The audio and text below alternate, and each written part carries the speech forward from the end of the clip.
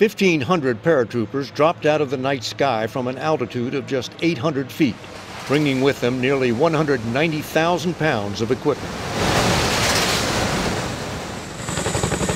They were the first of some 4,000 soldiers from the 82nd Airborne Division parachuting into an exercise designed in part to prepare for the worst in Syria.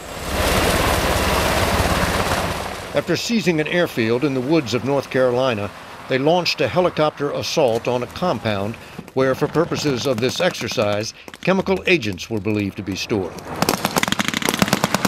Their mission?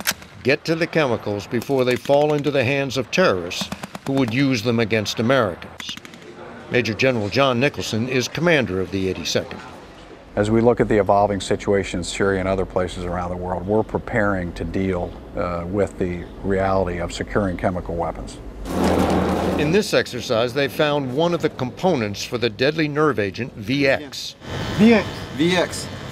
How does chemical weapons change the operation?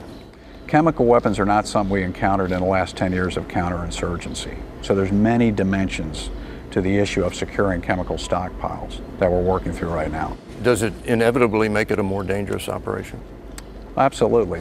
Yeah, it came up positive for G-Nerve. We want to minimize the risk to our paratroopers. And then how do we deal with the potential hazard to the locals in that area, the civilians? Paratroopers would keep everybody else away until experts arrived to decontaminate the site and arrange for disposal of the chemicals.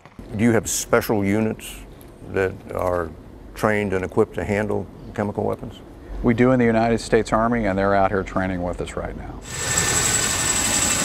It's been a decade since U.S. forces went into Iraq looking for chemical weapons. They didn't find any.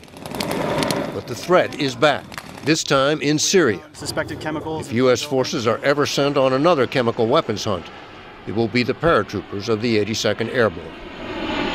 David Martin, CBS News, Fort Bragg, North Carolina.